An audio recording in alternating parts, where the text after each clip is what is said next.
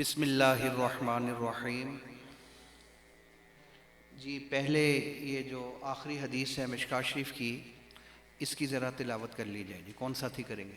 اذا فسد اهل الشام فلا خير فيكم ولا يزال طائفة من امتي منصورين لا يضرهم من خذلهم حتى تقوم الساعة.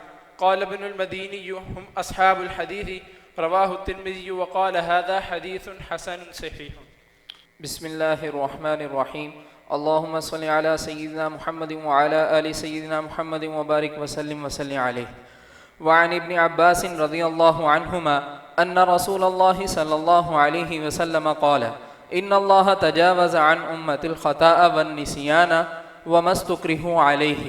رواه ابن ماجه والبيهقي. بسم الله الرحمن الرحيم.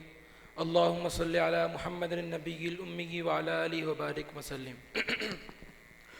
وعن بهز بن حكيم عن أبيه عن جده رضي الله تعالى عنه أنه سمع رسول الله صلى الله عليه وسلم يقول في قوله تعالى كنتم خير أمة أخرجت للناس، قال أنتم تتمون 70 أمة أنتم خيرها وأكرمها على الله تعالى.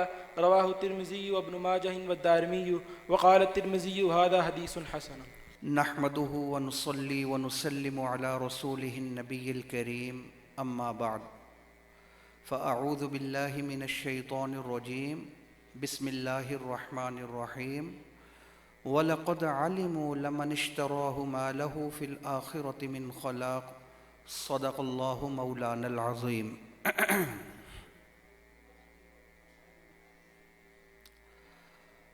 آج الحمدللہ ہمارے بزرگ عبدالستار صاحب رحمۃ اللہ علیہ تو اس دنیا میں موجود نہیں ہیں، لیکن ان کا یہ لگایا ہوا پودا وہ موجود ہے، وہ چل رہا ہے. ان کے دنیا سے تشریف لے جانے کے باوجود ٹھنڈی ہوائیں مسلسل ان کی قبر میں ان کو پہنچ رہی ہیں، اس پودے کی بدولت جو وہ لگا کر چلے گئے. جی مجھے یاد ہے مولانا عبدالرحمن صاحب اشرفی رحمۃ اللہ علیہ رشتے میں میرے دادا بھی لگتے تھے. وفات سے کوئی 4-5 مہینے پہلے کی بات ہوگی، حضرت فرمانے لگے کہ ایک ساتھی میرے پاس آیا، وہ مجھے کہنے لگا کہ حضرت ساری زندگی لگ گئی مجھے اپنا بنگلہ بناتے ہوئے، آج جب بنگلہ تیار ہونے کو آیا ہے، کوئی بڑا عالیشان بنایا ہوگا اس نے، بہت وقت لگ گیا اس میں، آج جب بنگلہ تیار ہونے کو آیا ہے تو میں جا رہا ہوں. تو حضرت مجھے فرمانے لگے کہ میں نے کہا تم کیوں نہیں اس بنگلے کو اپنی ساتھ ہی اپنی قبر میں لے جاتے؟ وہ کہنے لگا حضرت آپ مذاق فرما رہے ہیں، میں بڑا پریشان ہوں، بنگلہ بھلا قبر میں کیسے جا سکتا ہے؟ ان کا بالکل جا سکتا ہے. وہ کیسے؟ کہنے لگے وہ ایسے کہ اللہ کے ولی تجھے اللہ نے بہت نوازا ہوا ہے، ٹھیک ہے، اگر تو یہ مدرسہ بنا دیتا ہے یا یہ جگہ مسجد کے لیے مدرسے کے لیے آپ وقف کر دیتے ہو تو جو چیز وقف ہوتی ہے وہ قیامت تک کے لیے وقف ہوتی ہے. تو جب یہ قیامت تک کے لیے وقف ہے تو اس کی طرف سے یہ جو ٹھنڈی ہوائیں تمہاری قبر میں پہنچیں گی وہ قیامت تک پہنچتی رہیں گی. تو جب وہ قیامت تک پہنچتی رہیں گی ٹھنڈی ہوائیں قبر میں، تو گویا تم بنگلہ ہی قبر میں لے کر چلے گئے، کیونکہ اس کا فائدہ تو تمہیں مسلسل پہنچ رہا ہے. باقی جتنی چیزیں ہیں نا وہ تو پیچھے چھوڑ کر چلے جاؤ گے. وہ کوئی بیٹا لے لے گا، کوئی بیٹی لے لے گی، کوئی بیوی لے لے گی، کوئی کون لے لے گا، وہ ورثاء کے درمیان تقسیم ہو جائیں گی. وہ بنگلہ، وہ گاڑی، وہ کوٹھی، وہ بینک بیلنس تم اپنے ساتھ اپنی قبر میں نہیں لے کر جاؤ گے. یہ جو صدقہ جاریہ ہے جو تم نے وقف کر دیا ہے یہ تمہارے ساتھ تمہاری قبر میں جائے گا. جی آج میں وہی دیکھ رہا تھا کہ الحمدللہ یہ طلباء کا ایک زبردست گلدستہ یہاں جمع ہے، طلباء بھی موجود ہیں، طالبات بھی موجود ہیں، اور یہ پودا لگایا حضرت نے، تو یقیناً یہ ان کے لیے صدقہ جاریہ ہے، اور اللہ سے دعا ہے تا قیام قیامت یہ سلسلہ، یہ صدقہ جاریہ ایسے ہی چلتا رہے، اور یہ ٹھنڈی ہوائیں اور یہ ثواب حضرت کی قبر میں ایسے ہی مسلسل پہنچتا رہے جی۔ یہ ہمارے لیے بھی ایک سبق ہے کہ ایسا کوئی کام جو صدقہ جاریہ بن جائے اور ہمارے مرنے کے بعد بھی ثواب والا میٹر آن رہے جی، وہ آف نہ ہو، وہ بند نہ ہو، ختم نہ ہو، سمجھ، ایسا کوئی کام ہمیں بھی کرنا چاہیے جی۔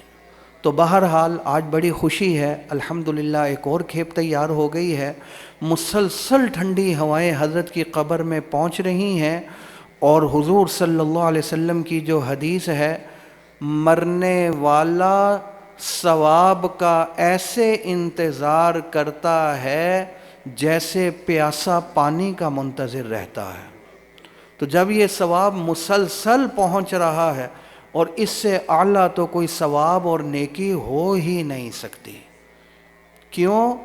اس لیے کہ آج جن طلباء اور طالبات کی فراغت ہو رہی ہے، ان کو اتنا بڑا اعزاز مل رہا ہے، اتنا بڑا اعزاز مل رہا ہے، کائنات میں اس سے بڑا کوئی اعزاز نہیں جی۔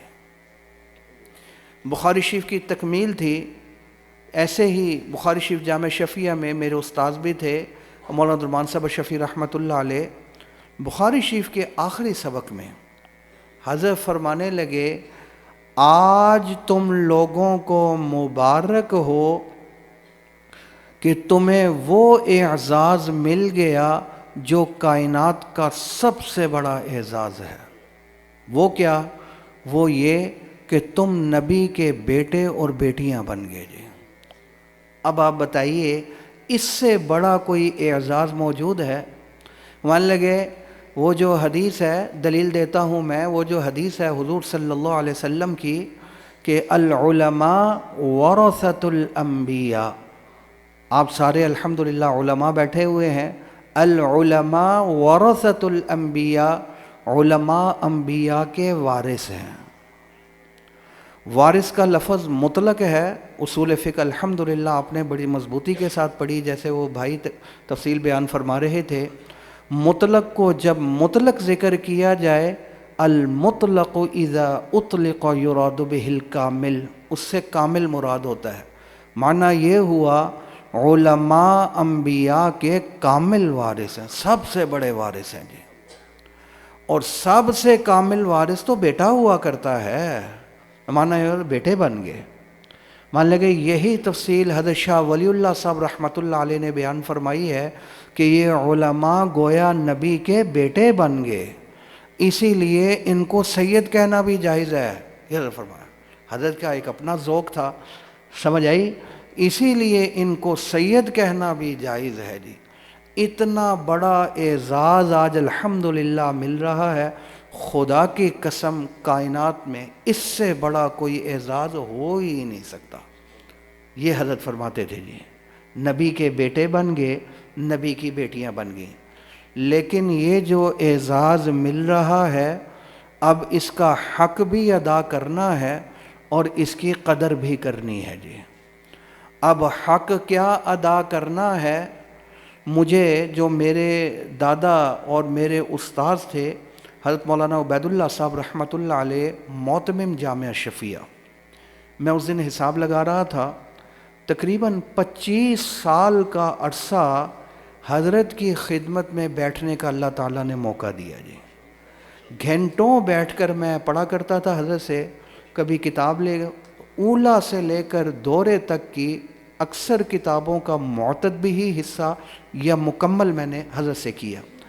اور حضرت کا اعزاز یہ تھا، مان لگے مجھے اللہ نے ایسا اعزاز دیا ہے، وَأَمَّا بِنِعْمَةِ رَبِّكَ فَحَدِّثْ، تحدیث نعمت کے طور پر بیان کرتا ہوں۔ یہ حضرت مولانا اللہ صاحب رحمۃ اللہ فرماتے تھے، ہر کتاب کی بسم اللہ میں نے حضرت مولانا اشرف علی تھانوی صاحب رحمۃ اللہ علیہ سے کی. مان لگے اس اعزاز میں میرے ساتھ کوئی اور شریک نہیں. ایک ساتھی تھے مذاق میں حضرت فرماتے تھے، مولوی شریف صاحب رحمۃ اللہ علیہ، وہ بھی ان کے ساتھیوں میں سے تھے، قاری حنیف جلندری دامت برکاتہم العالیہ کے والد صاحب جی. ان کے والد مولانا خیر محمد صاحب رحمۃ اللہ علیہ ایک مرتبہ بیٹے سے فرمانے لگے کہ بیٹا یہ مولوی عبید اللہ بیٹھ کے پڑھتا، تو نہیں جاتا، تو بھی جایا کر. تو وہ بھی ایک دن آگے، تو جب وہ آئے اور حضرت تھانوی علیہ رحمت نے دیکھا، غالباً اجازت نہیں لی ہوگی یا جو بھی حضرت کی طبیعت تو بہت نازک تھی، تو فرمانے لگے تم کس سے پوچھ کر بیٹھے ہو؟ تم نے کب سے اپنے آپ کو مولوی عبید اللہ پر قیاس کرنا شروع کر دیا جی؟ تو کہنے لگے پھر میں اکیلا تھا جس کو یہ اعزاز ملا، اس اعزاز میں میرے ساتھ کوئی اور شریک نہیں، کوئی شریک نہیں. ہر کتاب. پھر ان کے اس اساتذہ میں حضرت مولانا حسین احمد مدنی رحمۃ اللہ علیہ، حضرت مولانا اعزاز علی صاحب رحمۃ اللہ، حضرت مولانا ابراہیم بلیاوی رحمۃ اللہ علیہ، بڑے بڑے حضرت. یہ حضرت کی نسبت تھی. اور مجھے اللہ نے یہ موقع دیا کہ اللہ تعالیٰ نے بس حضرت کی تھوڑی سی خدمت میں بیٹھنے کا موقع دے دیا. ظاہر ہے وہ تو بہت ہی اونچی ہستی تھے. 8 سال وہ جو میں پڑھتا تھا تو حضرت سے پڑھتا تھا، اس کے بعد کی وہ ترتیب جب پڑھانا شروع کیا تو پہلے میں پڑھتا تھا پھر جا کر پڑھاتا تھا جی. کیونکہ وہ سمجھے ایسا نشہ لگ گیا تھا کہ اب میری آنکھوں میں کچھ جشتا ہی نہیں تھا میری نظر میں. جب سے میں نے مولانا عبید اللہ صاحب رحمۃ اللہ علیہ سے ترتیب بنائی تو میں نے جب پڑھنا شروع کیا تو پہلا سبق جو حضرت کا تھا، منطق کی کتاب تھی تیسر المنطق. وہاں مصنف نے تعریف کی ہے علم کی. 2 معلوم تصوروں کو ملانا تاکہ تیسرا نامعلوم تصور معلوم ہو جائے، منطقیوں کے ہاں یہ علم ہے جی. ماشاء اللہ ماشاء اللہ. السلام علیکم، خیریت سے ہیں؟ الحمدللہ. منطقیوں کے ہاں یہ علم کی تعریف ہے. تو حضرت فرمانے لگے کہ یہ علم کی تعریف منطقیوں نے بھی کی ہے، علم کی تعریف فصاحت بلاغت والوں نے بھی کی ہے، اور حضرات نے بھی علم کی تعریف کی ہے جی. فصاحت والوں نے کیا تعریف کی؟ ملکتن یقتدر بہا، ایسا ملکہ اور ایسی صلاحیت پیدا ہو جائے کہ جس بنا پر نامعلوم کو معلوم کر سکتا ہو. اس صلاحیت کا نام علم ہے. انہوں نے یہ تعریف کر دی، منطقیوں نے اور کر دی، باقی حضرات نے اور تعریف کر دی. تو یہ جو تعریفیں حضرات نے کی ہیں، تو حضرت کا جو پہلا سبق تھا، وہ مان لگے جب میں نے پڑھنا شروع کیا، مفتی محمد حسن رحمۃ اللہ علیہ ہمارے پردادا جی بانی جامعہ شفیہ سے، تو انہوں نے فرمایا میرے نزدیک یہ علم کی جتنی بھی تعریفیں ہیں یہ ٹھیک نہیں ہیں، میرے نزدیک کوئی اور تعریف ہے. اچھا وہ کیا تعریف ہے؟ وہی تعریف حضرت نے مجھے بھی بیان فرما دی کہ اصل تعریف علم کی یہ ہے جی. وہ کیا؟ علم نام ایسی کیفیت کا ہے جس کے آنے کے بعد انسان عمل پر مجبور ہو جائے. اگر وہ عمل پر مجبور نہیں ہو رہا، عمل وہ علم اس کو عمل تک کھینچ کر نہیں لا رہا، سمجھو یہ علم جو ہے یہ علم کا لا علم ہے، یہ علم ہے ہی نہیں. ابھی یہ بھائی فرما رہے تھے نا کہ علم کے ساتھ ساتھ باقاعدہ تربیت اور عمل کی بھی مشق کروائی جاتی ہے کہ بھائی جو آپ نے پڑھا ہے یہ خالی پڑھا نہیں ہے، اس پر عمل بھی کرنا ہے. تربیت کی الگ. تو حضرت نے تو مسئلہ ہی حل کر دیا. اگر یہ جو آپ نے پڑھا ہے اس کے مطابق آپ کا عمل نہیں ہو رہا، اس کا مطلب ہے آپ نے پڑھا ہی نہیں ہے. یہ علم کا لا علم ہے. ہمارے پردادا جی علیہ رحمت، وہ تو مجھے دادا جی علیہ فرماتے تھے منطق کے اندر آپ سمجھو کہ اجتہاد کے درجے کو پہنچے ہوئے تھے. وہ تو حضرت تھانوی علیہ رحمت کے ساتھ تعلق ہو گیا، جس بنا پر حضرت نے فرمایا کہ بھئی یہ بقدر ضرورت معاملہ ہونا چاہیے. تم کیا ہر وقت ہی حاشیے، شروحات، ملا حسن پر کس کس کتاب پر حضرت کے موجود تھے. اب ذرا فقہ اور حدیث کی طرف بھی آ جاؤ. وہ پھر معاملہ چھوڑ دیا جی. سمجھے, وہ تو اللہ تعالیٰ نے بڑا ایک ملکہ اور صلاحیت دی ہوئی تھی. حضرت تھانوی علیہ رحمت کے ساتھ تعلق ہوا تو ہمارے پردادا جی فرماتے تھے یہ جو میں تعریف کر رہا ہوں میرے پاس اس کے لیے دلائل موجود ہیں جی. اس بنا پر کہہ رہا ہوں کہ یہ تعریف بڑی مضبوط تعریف ہے جی.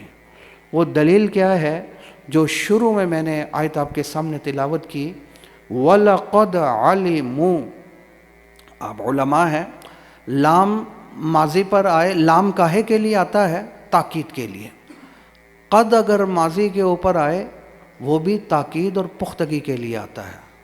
قد سمع اللہ قول التی, یقیناً اللہ نے سن لیا. قد ماضی تاکید پختگی, لام بھی تاکید اور پختگی, فصاحت بلاغت ماضی بھی تاکید اور پختگی, تین تاکیدیں آئیں اور اللہ فرماتے ہیں یقیناً یقیناً یقیناً عالمو. یہ یہود عالم تھے, ان کو علم تھا. اور جہاں آیت ختم ہو رہی ہے کیا فرمایا؟ لو کانوا یعلمون, کاش ان کو علم ہوتا. شروع میں 3 تاکیدیں لے کر آئے کہ یہ عالم تھے, ان کے پاس علم موجود تھا, اور آخر میں فرما رہے ہیں کاش یہ عالم ہوتے, ان کو علم ہوتا. مان لگے اس آیت کی ذرا تطبیق کر کے دکھا دو جی. ہو ہی نہیں سکتی سوائے اس کے کہ آپ یہ کہیں کہ وہ جانتے تو تھے, تورات اور انجیل جو ان کی کتاب تھی اس میں جو لکھا ہے اس کو جانتے تھے لیکن اس کے مقتضا پر عمل نہیں کرتے تھے. اسے فرماتے ہیں کہ یہ گویا علم ہی نہیں تھا. کاش وہ عالم ہوتے, کیونکہ علم جب تک اس کے مقتضا پر عمل نہ ہو وہ علم ہی نہیں ہے. دوسری دلیل حضرت مثل الذین حملوا التوراۃ, تورات کا علم جن کو دیا گیا, ثم لم يحملوها اے ثم لم يعملوها, انہوں نے اس کے اوپر عمل نہیں کیا, کمثل الحمار, اس گدھے کی طرح ہے, یحمل اسفارا, جو بوجھ اٹھاتا ہے جی. وہ بھی حامل یہ بھی حامل, اس نے بھی بوجھ اٹھایا ہوا ہے گدھے نے, اس نے کتابوں کا بوجھ. وہ بھی عامل نہیں یہ بھی عامل نہیں, وہ بھی عمل نہیں کر رہا یہ بھی عمل نہیں کر رہا, یہ اس گدھے کی طرح ہے. کیوں؟ کیونکہ جو علم ہے اس کے مقتضا پر عمل نہیں تو گویا علم ہی نہیں. تو آج ہمیں پہلا سبق جو ملا کہ جو کچھ آپ کو یہاں سکھلایا گیا پڑھایا گیا, اگر آپ اس کو اپنی زندگی کا حصہ نہیں بناتے, اس کے مطابق عمل نہیں کرتے, تو سمجھ لیجئے گویا کہ یہ علم ہی نہیں ہے. حضرت تھانوی علیہ رحمت کیا فرماتے ہیں؟ ان لگے کہ شیطان سے بڑا عالم کون ہوگا؟ وہ بھی عالم تھا. 3 عینیں موجود تھیں, چوتھی عین کی کمی تھی اس میں. وہ عالم بھی تھا, جانتا تھا, علم تھا اس کے پاس. تبھی تو امام رازی رحمۃ اللہ علیہ کے ساتھ مناظرہ کیا اس نے, زبردست مناظرہ. اور اس کے بعد کیا تھا؟ وہ عاقل بھی تھا, بڑا منطقی تھا. سمجھے اس نے کیا کیا؟ وہ بڑی عقلی دلیلیں پیش کی اور اللہ کے سامنے عقلی دلیلیں پیش کرتا رہا. میں آگ, وہ اوپر, یہ مٹی نیچے, اس کو میں ادھر منہ کر کے صدا, مجھے کہہ رہے ہیں اس کی طرح منہ کر کے. یہ کوئی عقل میں آنے والی بات نہیں ہے. یہ کس نے کہا تھا؟ وہ عالم بھی تھا, وہ عاقل بھی تھا, یہ ساری چیزیں اس کے اندر موجود. عابد بھی تھا, تیسری عین, عبادت بھی خوب کرتا تھا. 3 عینیں, چوتھی عین کی کمی ہے, وہ عاشق نہیں تھا. جو اس نے پڑھا تھا اس کے مقتضا پر عمل نہیں کیا اس نے. تو جب چوتھی عین, تو اس کا علم کلا علم, کوئی اعتبار نہیں. اسی طرح جب تک جو کچھ آپ کو پڑھایا گیا اس پر اگر عمل نہیں ہو رہا, یہ پھر بڑی پریشانی کی بات ہے اور بڑے خطرے کی بات ہے. اس لیے آج آپ پکا عہد کر لیں, انشاءاللہ جو ایک تعلیم شریعت نے ہمیں دی ہے, قرآن و حدیث سے جو ہم نے ایک تعلیم سیکھی ہے, اس کے اوپر ہم نے انشاءاللہ عمل بھی کرنا ہے اور اس کو پھیلانا بھی ہے, اس کو آگے لے کر چلنا بھی ہے اور اس کو پھر ہم نے پھیلانا بھی ہے. ایک معاملہ یہ پکا کر لیں. اور دوسرا, یہ جو تعلیمات ہیں یہ زندگی کے ایک گوشہ, بچہ کے پیدا ہونے کو بھی چھوڑ دیں، بچہ ابھی پیدا بھی نہیں ہوا، ابھی پیٹ کے اندر موجود ہے، شریعت کی اس کے بارے میں بھی تعلیمات ہے، حمل کے بارے میں بھی تعلیمات موجود ہیں جی، کہ فلاں معاملے میں حمل کا یہ حکم ہے جی، سمجھے؟ طلاق دے دی اور بیوی حاملہ تھی، اچھا جی اب حمل کا کیا حکم ہوگا؟ پھر اس کے بعد اس حمل کو ضائع کر سکتے ہیں، ضائع نہیں کر سکتے، 4 مہینے ہو گیا، روح ڈل گئی ہے، اب اگر کوئی عذر آ جائے ضائع کر سکتے ہیں؟ نہیں کر سکتے، نہیں روح ڈل گئی ہے، وہ تو حضور نے فرمایا حرام ہے، وہ تو قتل کا گناہ ہوگا۔ یہ کس کے بارے میں تعلیمات ہیں؟ اور 4 مہینے سے پہلے بلا عذر نہیں کر سکتے، وہ بھی مکروہ تحریمی ہے۔ ہاں اگر عذر ہو تو حمل کے بارے میں، بچہ پیدا ہو جائے، پھر 7 سال کا ہو جائے، پھر مرتے دم تک ایک ایک معاملے تک، یہ حمل سے لے کر پھر ماں کی گود سے لے کر پھر قبر تک تعلیمات موجود ہیں۔ کس رخ اس کو لٹانا ہے، قبر کیسے بنانی ہے، سرہانے میں کیا پڑھنا ہے، پاؤں میں کیا پڑھنا ہے، پھر قبلہ رخ ہو کر دعا، ایک ایک چیز کے بارے میں تعلیمات موجود ہیں۔ اور خدا کی قسم یہ اس سے خوبصورت زندگی گزارنے کا طریقہ کوئی ہو ہی نہیں سکتا۔ ابھی میں نے ہدایہ ثالث پڑھائی، ادھر سے وہ حدیث کی کتاب، جب ہم ان حدیثوں اور فقہ کے مسائل کو دیکھتے ہیں عقل دھنگ رہ جاتی ہے، یار دیکھو کیسی خوبصورت ترتیب شریعت نے بتائی ہے، اس کے مطابق اگر ہم عمل شروع کر دیں، ہم دعوے سے کہتے ہیں کہ کسی کے ایک دھیلے کا نقصان نہیں، اور دوسرے نمبر کوئی لڑائی، کوئی جھگڑا، کوئی پھڈا نہیں ہے جی۔ فلاں چیز مجہول ہے، مبیہ مجہول ہو، بیع فاسد ہو گئی، پتہ نہیں دے گا نہیں دے گا۔ سود والا معاملہ ہو، ہم دیکھتے ہیں راتوں رات دن میں بندے جو ہیں وہ آسمان سے زمین کے اوپر آ کر گرتے ہیں جی، یہ ہمارے سامنے موجود ہیں، مشاہدے موجود، حرام ہے، ناجائز ہے۔ ایک ایک معاملے کے بارے میں شریعت کی تعلیمات موجود ہیں، اگر ہم اس کے اوپر عمل کرنا شروع کر دیں، اس سے پیاری تعلیم کوئی ہو ہی نہیں سکتی، اس سے خوبصورت تعلیم کوئی ہو ہی نہیں سکتی۔ ابھی یہ بھائی نے حدیث پڑھی، پہلے حدیث میں دیکھ رہا تھا، جس کا خلاصہ یہ ہے کہ اس وقت تک، جس وقت تک یہ طلباء اور حدیث کو اور شریعت کو جاننے والے موجود ہیں، اس وقت تک قیامت نہیں آئے گی جی۔ یہ ہمارے پردادا مفتی محمد حسن رحمۃ اللہ علیہ فرماتے تھے، یہ جو طلباء ہیں جو دین کے ساتھ جڑے ہوئے ہیں، جو مدرسے کی چٹائیوں پر بیٹھ کر قال اللہ اور قال رسول اللہ صلی اللہ علیہ وسلم کی صدائیں بلند کرتے ہیں، میں ان کی خدمت کو اپنے ایمان کے بچاؤ کا ذریعہ سمجھتا ہوں، اور یہ وہ لوگ ہیں جنہوں نے قیامت کو روک کر رکھا ہوا ہے۔ جب یہ ہے، جب تک طلباء دین کو جاننے والے موجود ہیں تب تک قیامت نہیں آئے گی۔ حضرت فرمانے لگے کہ وہ جو روایت آتی ہے اس سے ملتی جلتی، کہ قیامت کے قریب علم اٹھ جائے گا، اور علم اٹھنے کا یہ معنی نہیں ہے کہ ہم صبح اٹھیں گے، یہ جو کتابیں پڑھی ہیں مشکات شریف وغیرہ، تو صبح کو فرشتہ اٹھا کر اوپر لے کر چلا جائے گا، علم ہی اٹھ گیا، تو یہ نہیں۔ حضور صلی اللہ علیہ وسلم نے اس کی صورت بھی بیان فرمائی ہے، علم اٹھے گا علماء کے اٹھنے کے ساتھ، علماء کو اٹھا لیا جائے گا۔ کتابیں تو ہوگی، ان کو سمجھنے والا کوئی بھی نہیں ہوگا، اس وقت قیامت آئے گی جی۔ تو اس لیے یہ جو طلباء، یہ جو دین کے ساتھ جڑی ہوئی ہماری پیاری ہستیاں ہیں، انہوں نے گویا قیامت کو روک کر رکھا ہوا ہے جی، قیامت کو روک کر رکھا ہوا ہے۔ اور آج الحمدللہ ہماری جیب بھری ہوئی ہے جی، ہماری جیب بھری ہوئی ہے۔ یہ بڑا قیمتی جملہ جو بارہا حضرت مولانا عبداللہ صاحب رحمۃ اللہ علیہ نے نقل فرمایا مفتی محمد حسن رحمۃ اللہ علیہ کے حوالے سے، ہمارا یہ دین ایسا مخدوم ہے، اس کو ایسے ایسے خادم ملے ہیں، اس کو ایسے ایسے خادم ملے ہیں کہ جنہوں نے اپنی زندگیاں وقف کر دیجیے اس علم کے، اس دین کے لیے اپنی زندگیاں وقف کر دی ہیں، ساری زندگی اس کے اوپر لگا دیجیے۔ شروحات لکھی گئی ہیں، اس کی تفسیریں لکھی گئی ہیں، حدیث کی کتابوں کے حاشیے لکھے گئے ہیں، پھر فقہ کی کتابیں لکھی گئی ہیں، وہ قرآن و حدیث سے ہی تو مسائل نکالے گئے ہیں سارے۔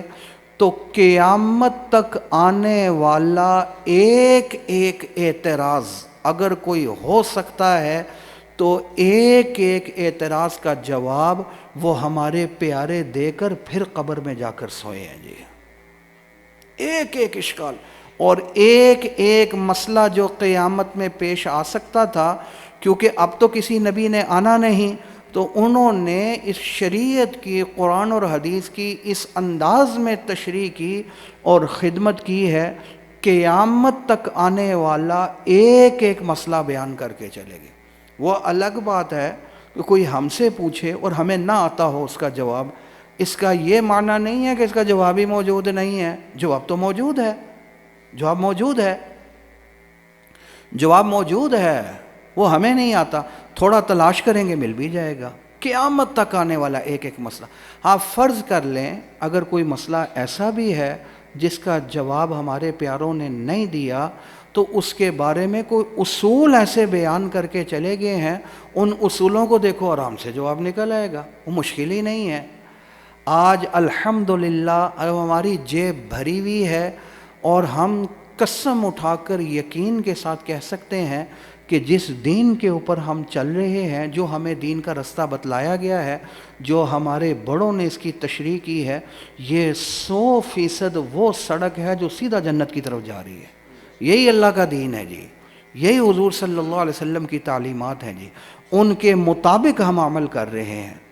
آج اگر انہوں نے اس کی وضاحت نہ کی ہوتی، پتہ نہیں کس چیز پر ہم عمل کر رہے ہوتے اور ہم سمجھ رہے ہوتے کہ ہم شریعت کے اوپر چل رہے ہیں. حضرت تھانوی علیہ رحمۃ فرماتے ہیں، یعنی میرے پاس اگر کوئی سوال آتا ہے نا تو میں کیا کرتا ہوں، میں پہلے خود سے سوچتا ہوں اس کا جواب کیا ہوگا. بھی قرآن و حدیث تو ہمارے سامنے موجود ہے نا، میں اس کا ایک جواب بنا لیتا ہوں جی. پھر اس کے بعد دیکھتا ہوں کہ ہمارے فقہا نے کیا کہا. کہ جب میں اس کو دیکھتا ہوں تو بسا اوقات ایسا ہوتا ہے میں حیران ہو جاتا ہوں کہ یار یہاں تک تو ہمارا ذہن ہی نہیں گیا تھا. اگر ہمارے فقہا یہ محنت نہ کرتے تو آج پتہ نہیں کس چیز پر ہم عمل کر رہے ہوتے اور ہم سمجھ رہے ہوتے کہ ہم دین کے اوپر عمل کر رہے ہیں. تو انہوں نے اپنی زندگیاں لگا دیں، اپنی زندگیاں وقف کر دیں. خود حضرت تھانوی علیہ رحمت کی جو تفسیر ہے، مولانا اللہ صاحب رحمۃ اللہ علیہ فرماتے تھے کہ اس تفسیر کا کمال یہ ہے بیان القرآن کہ ایک ایک شبے کا جواب جو پیش آ سکتا تھا قیامت تک حضرت نے دے دیا، سوال نقل کیے بغیر. میں کہتا سوال مقدر کا جواب ہے، ایک ایک شبے کا جواب دے دیا لیکن سوال نقل نہیں کیا. اب علماء اس کو سمجھتے ہیں، ہر بندے کے لیے سمجھنا بھی وہ آسان نہیں ہے. ایک مثال دے دیتا ہوں جو حضرت نے مثال دی تھی. مثال کیا ہے؟ لِمَ تَقُولُونَ مَا لَا تَفْعَلُونَ، آپ وہ کیوں کہتے ہیں جو کرتے نہیں. اب مثال ہے، کوئی بندہ جھوٹ بولتا ہے، وہ اپنے بچے کو نہیں کہہ سکتا کہ بیٹا جھوٹ نہ بولا کرو. اگر نماز کا زیادہ پابند نہیں ہے تو بچے کو تبلیغ نہیں کر سکتا، نہیں کہہ سکتا کہ نماز پڑھو. تو آپ وہ کیوں کہتے ہیں جو کرتے نہیں ہیں. بد نظری کرتا ہے، بچے کو نہیں کہہ سکتا بیٹا بد نظری نہ کیا، بڑی بری بات ہے. اس کا تو کہہ ہی نہیں سکتا. پھر تو کائنات کا کون بندہ تبلیغ کرے گا، دین کی بات کہے گا، کیونکہ معصوم تو نبی کی ذات ہوتی ہے، ہر بندے سے کمی کوتاہی ہو جاتی ہے. تو کیا معنی ہو گیا آیت کا؟ تو حضرت نے اس اشکال کا ہلکا سا جواب دے دیا. یہ آیت خلاف دعویٰ تو ہے، خلاف دعوت نہیں. کیا نا، آپ دعوے نہیں کر سکتے میں بڑا متقی، میں بڑا نیک، میں بڑا پارسا، بڑے بڑے دعوے کرو، بڑی بڑی باتیں کرو، حالانکہ آپ نیک ہو نہیں اتنے. تو کیوں دعوے کرتے ہو، کیوں کہتے ہو وہ جو کرتے نہیں. خلاف دعویٰ تو ہے لیکن خلاف دعوت نہیں. دعوت دے سکتے ہو آپ، ورنہ نبی کے علاوہ کوئی معصوم ہی نہیں ہے، پھر تو کوئی بھی بندہ تبلیغ. یہ اشکال ہوتا، اس اشکال کو نقل نہیں کیا، اس کا جواب نقل کر دیا جی. تو یہ آیت خلاف دعویٰ تو ہے، خلاف تو یہ ہمارے پیاروں نے خدا کی قسم زندگیاں لگا دیں اسی کام کے لیے. کس کام کے لیے؟ کہ ہمارے لیے دین کو بیان کر کے چلے گئے جی. اب عافیت اسی کے اندر ہے جو ہمارے پیاروں نے دین کی تشریح کی ہے اور وضاحت کی ہے، اس کے مطابق ہم چلیں اور اسی کے اوپر عمل کریں اور اسی کو لے کر آگے پھیلائیں بھی جی. عافیت اسی کے اندر ہی ہے. اللہ تعالیٰ یہ جو ہمارے فقہا ہیں، جن جن ہمارے پیاروں نے یہ محنتیں کی ہیں، جن کی وجہ سے آج دین کی اصل شکل ہمارے سامنے موجود ہے. جو شخص چلنا چاہے وہ یقیناً اسی موٹر وے پر چلے گا جو سیدھا رستہ کدھر جا رہا ہے، جنت کی طرف.